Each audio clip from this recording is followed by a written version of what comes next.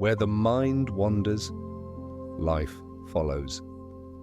Liam read those words without knowing why they stayed with him. He stood at the edge of an old monastery on a quiet hill, far from the city below. He hadn't planned to come here. His feet had carried him without asking. Earlier that day, his future had slipped through his hands. Liam had always been known as gifted. Teachers praised his intelligence. Friends believed success would come easily to him. He understood things quickly, remembered easily, finished early, but his mind never stayed where it was needed. When he studied, his phone rested beside him. A message arrived, a video played. One glance became 10 minutes, 10 minutes became an hour. He told himself it was fine. I'll focus later. Later always came and quietly disappeared. The scholarship exam was supposed to be his turning point. Weeks before it, Liam made plans, schedules, lists, promises, but planning felt better than doing. On exam day, his mind was loud, thoughts raced, questions blurred. When the results were posted, Liam searched again and again. His name was not there. Others celebrated. Some cried with relief. Liam stood still. That evening, instead of going home, he walked. The streets grew quieter. The lights faded. That was when he saw the monastery. At the gate, an elderly monk was sweeping fallen leaves. Each movement was slow, deliberate, complete. Liam watched for a while before speaking. "How can you move so slowly?" he asked. "Don't you have things to do?" The monk smiled. "I am doing them." Liam hesitated, then spoke again. "I'm intelligent," he said, "but my mind doesn't obey me." The monk rested his broom and looked at him gently. "A sharp blade," he said, "is useless if the hand holding it trembles." Inside the monastery hall, the monk lit a single candle and placed it on the floor. "Sit," he said. "Look only at the flame."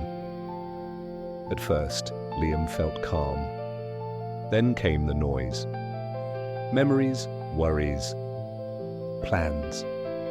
"I'm trying," Liam said, frustrated. "But my mind keeps leaving." The monk nodded. "Yes," he said softly. "That is what untrained minds do." The next morning, the monk led Liam to the garden. A small wooden target stood ahead. A simple bow rested in Liam's hands. "Shoot," the monk said. Liam raised the bow. His eyes moved. Trees, sky, ground, target. He released. The arrow missed. Again he tried.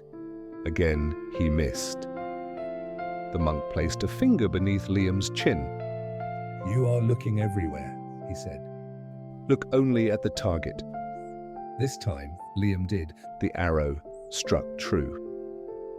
"The mind is the same," the monk said. "When it looks everywhere, it hits nothing." Each evening, the monk shared a teaching. When you work, work. When you rest, rest. A divided mind grows tired. Give time clear borders. The mind obeys structure better than desire. The monk placed Liam's phone outside the room. "Willpower fades," he said. "Distance does not." "Train the mind daily," the monk continued. "Not with intensity, but with consistency." One night, Liam asked why discipline felt so difficult. The monk looked toward the mountains. "The mind is a wild horse," he said. "Chase it and it runs. Fear it and it throws you. Train it patiently, and it will carry you farther than talent ever could." When Liam returned home, the world felt louder. Old habits returned. Distractions whispered. Some days he failed, but he returned to the practice. One task, 1 hour, one breath.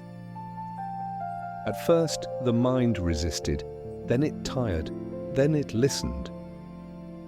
Silence didn't arrive suddenly. It arrived slowly. Months later, Liam sat for another exam. The room was tense. Time moved. His mind tried to wander, but he returned it again and again to the flame. One question, one page, one moment. When the results came, his name was there, not at the top, but earned. Liam returned to the monastery once more. The monk was sweeping leaves. "I passed," Liam said. The monk nodded. "You trained?" he replied.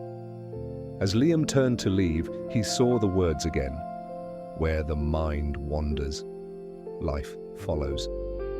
This time, he understood. Talent opens the door. Discipline decides the direction, and focus decides the destination.